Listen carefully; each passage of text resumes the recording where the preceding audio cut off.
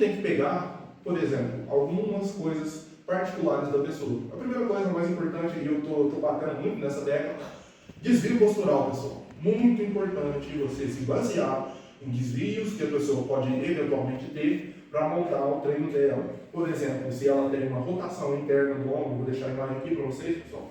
Não tem como, de novo, não tem como você ela fazer a execução perfeita de alguns exercícios. Por exemplo, puxador de frente, vai ser um pouco mais complicado para ela.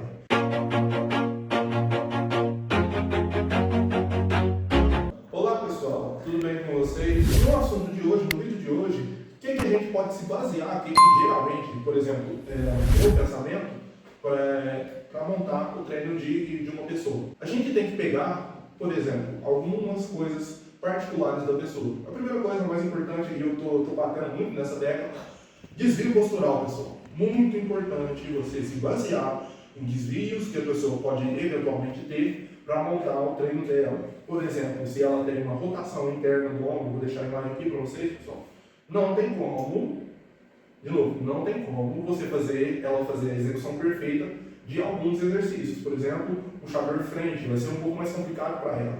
Então ela precisa reajustar essa condição que ela tem e principalmente se ela não tiver coordenação motora ou consciência corporal para reajustar o movimento, é interessante que você não faça exercícios dessa magnitude para ela. Esse é o primeiro ponto. Você tem que saber o básico desvio postural para poder passar o treino para ela. Conforme ela vai melhorando, você vai adaptando ao grau que ela está, o corpo atual que ela está, que ela se encontra.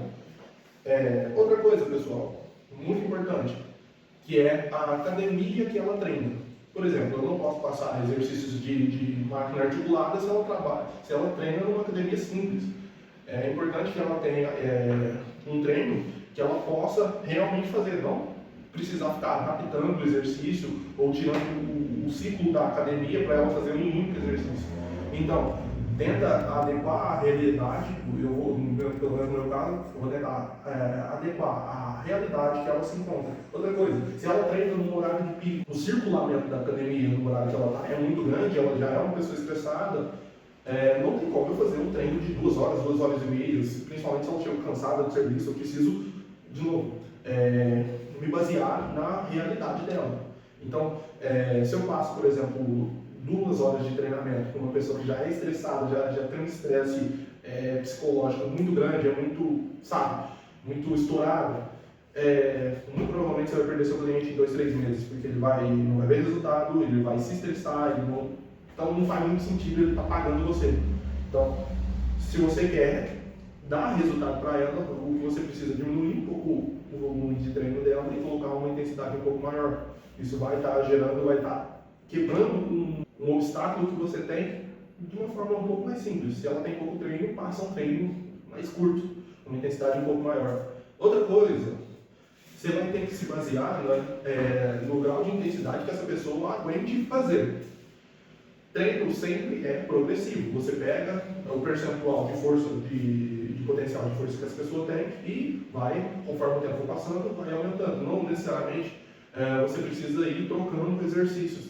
Talvez se ela é uma pessoa um pouco mais lúdica e precisa um pouco mais de experiência, não experiência de treino, mas experiências de exercícios, você pode estar assim alternando os exercícios para que ela fique um pouco mais intertida.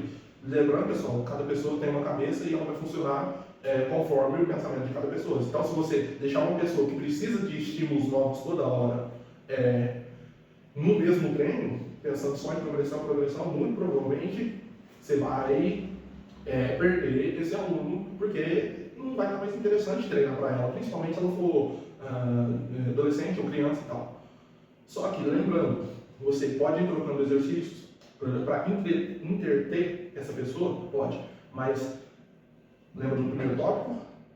Desvio postural? Lembra? Tá lembrado? Ok. Lembra que ela, em determinados exercícios, ela não vai poder fazer alguns tipos de exercícios, mas ela não precisa saber o porquê. Você só precisa mascarar esses exercícios. Se ela perguntar e tal, aí você explica, mas não tem necessidade dela saber por que você não passa um exercício ou outro. Se ela for uma pessoa curiosa e quiser saber disso, tudo bem. E a última coisa, pessoal, sempre tentando fazer com que ela, tentando encaixar os exercícios na realidade dela. Por exemplo, eu vejo muito exercício com falta de equilíbrio, tentando fazer búlgaro, por exemplo.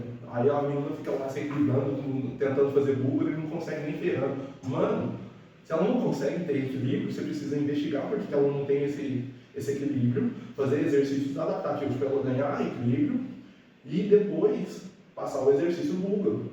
Você tem que passar exercícios terapêuticos para que ela melhore esse equilíbrio dela, para aí sim passar o exercício propriamente dito. Não tem problema nenhum você adaptar exercício para determinado aluno ou outro.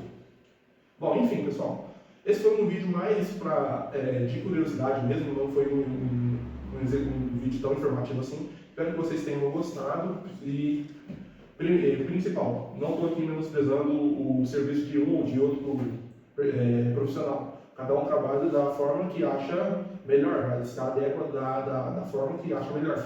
Não estou aqui querendo falar, não, essa é isso. Estou falando o que eu penso, qual é a minha mentalidade para prescrever um tipo de treino.